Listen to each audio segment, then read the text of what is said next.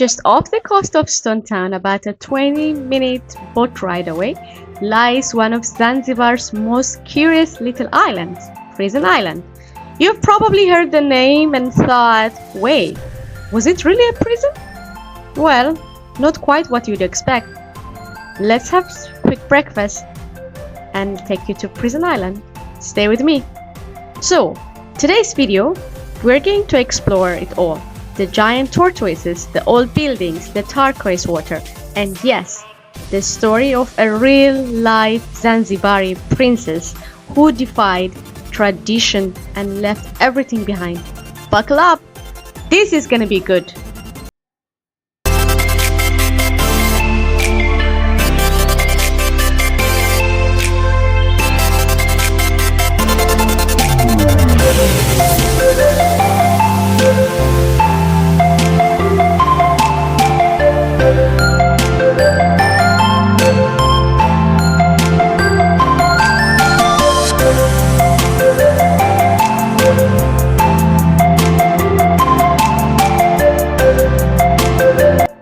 Okay, so we are headed to Prison Island, locally known as Canggu Island. It's about 5 kilometers from Stone Town.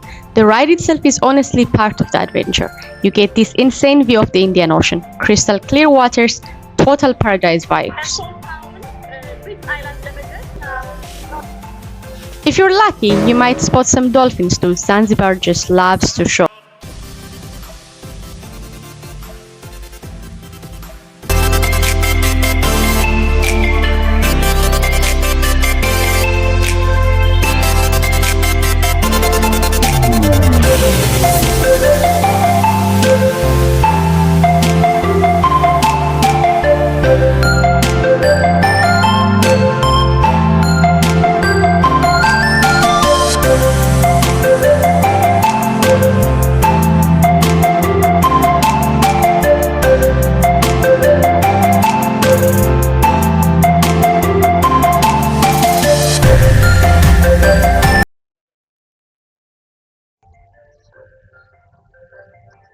The island's original name, Canggu, comes from the Swahili name for a type of fish found in the waters nearby.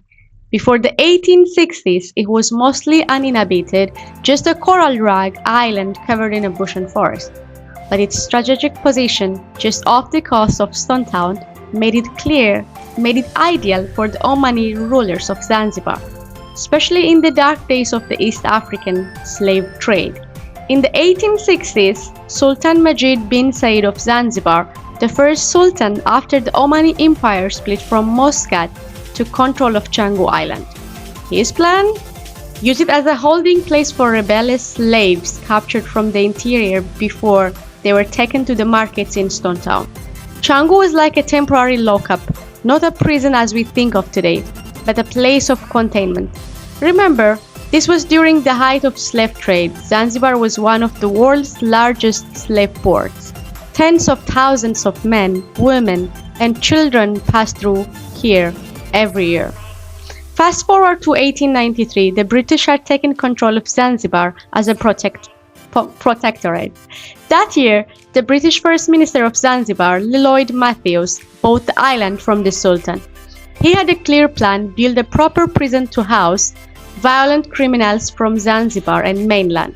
Construction began in 1894, solid color stone buildings, barred windows, guard towers, everything you'd expect in a 19th century jail. But guess what? The prison was never used for that purpose. Not a single inmate served time here. Instead, the island was repurposed as a quarantine station. Ships arriving in Zanzibar would offload passengers suspected of having infectious diseases, especially yellow fever. People were quarantined here for 2 weeks before they could enter the city. In a way, Prison Island became less about punishment and more about prevention. Today, you can still walk through the old prison building. It's solid and simple, thick coral walls, row of rooms with barred doors, and high ceilings to keep things cool.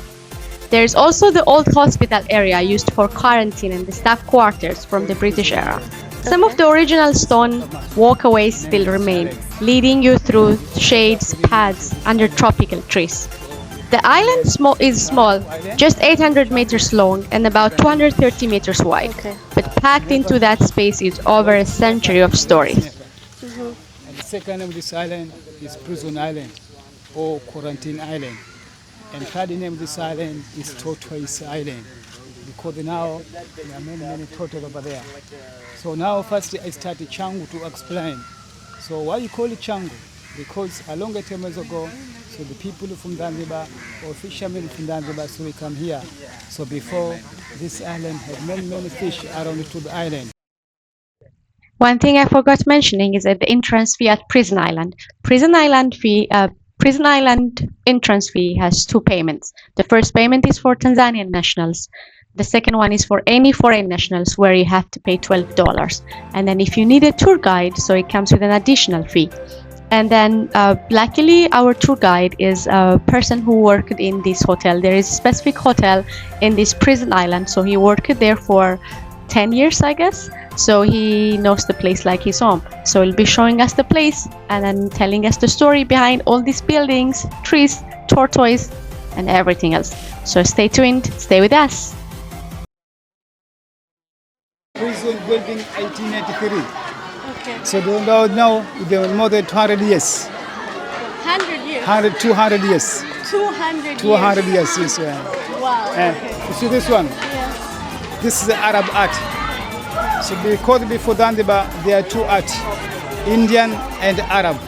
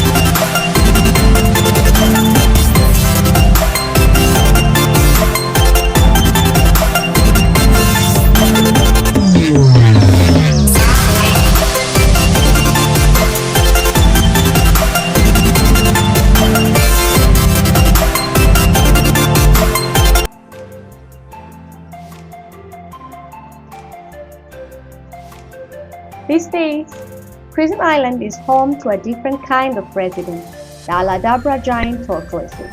Originally a gift from the British governor of the Seychelles in 1919, 4 tortoises were brought here as a novelty. They multiplied quickly and today there are over 100 of them, some more than 150 years old. Stay watch this video up to the end so you will watch the tortoises.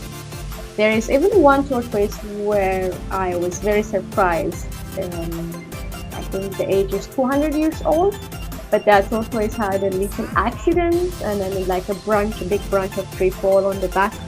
So anyway, watch this video up to the end so you will watch all this. Previously, when you come to this place, you were able to feed the tortoises, but nowadays you're not allowed to touch them or feed them. You can just take pictures and walk among this gentle giant. It's really a major highlight for visitors. I enjoyed it. If you want to see them, stay tuned, watch the video up to the end.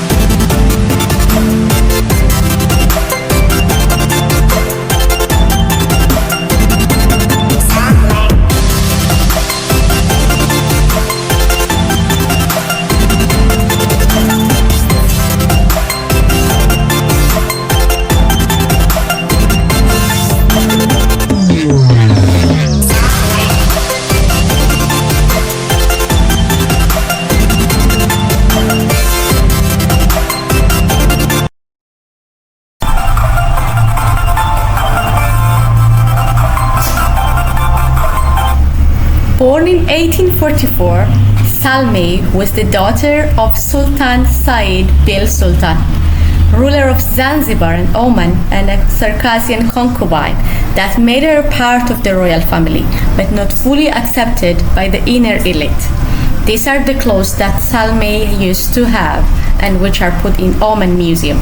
She was smart, curious, and unusually for a girl in Zanzibar at the time. She secretly taught herself to read and write Arabic. Salme lived a life split between palaces and protocol, but things began to change when she moved near Stone Town and met her neighbor, a German merchant named Rudolf Heinrich Ruth. The two fell in love in secret. She became pregnant, and in 1866, knowing her life in Zanzibar was over, Salme fled by boat to Aden in Yemen and then on to Germany. There, she converted to Christianity, married Ruth, and became known as Emily Ruth. But exile was not easy. Her husband died in a tram accident, leaving her a widow with 3 children and little financial support. So she picked up her pen and wrote. In 1886, she published her story, Memoirs of an Arabian Princess from Zanzibar, the first known autobiography of an Arab woman. She wrote about royal life, about slavery, about politics, and about her own heartbreak, giving the world a rare look inside the palace walls of Zanzibar. Salme never returned to Zanzibar, though she tried to connect with her family and homeland. She lived the rest of her life in Europe, caught between two worlds, never fully belonging to either. Princess Salme's life was a bridge between cultures, religions, and continents. She broke the rules of her time, for love, for freedom, and for her voice to be heard. And today, her story still echoes in the narrow alleys of Stone Town. If you ever visit Zanzibar, remember, the island holds not just beaches and spices, but stories like hers.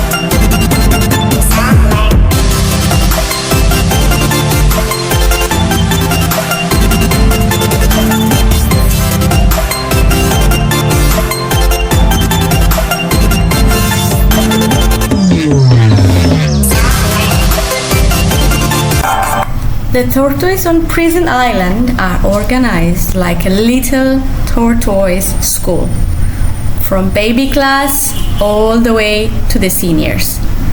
The tiniest ones are kept in a cage like a tortoise nursery for their own safety. Then you've got the middle-sized ones inside a room, kind of like middle school. They are bigger but still under supervision. And finally, outside, the adults roam freely.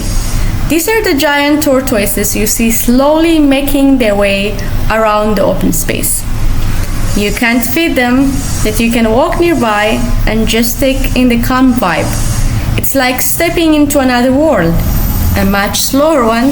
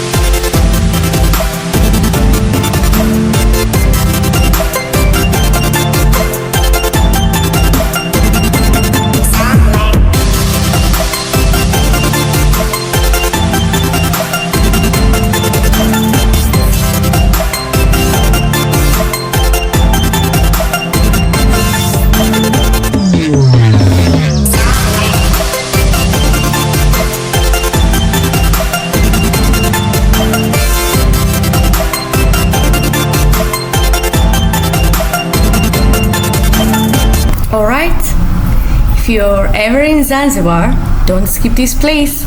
It's easy to get to, packed with surprises, and seriously unforgettable. Let me know in the comments, would you have had the courage to do what Princess Salme did? Run away from royalty for love? Let me know in the comments. Thanks for tagging along. Don't forget to like, subscribe, and I'll catch you in the next adventure. Thank you for being with me. Bye.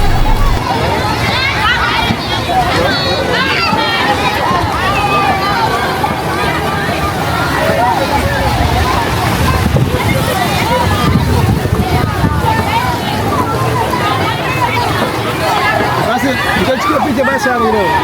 Au,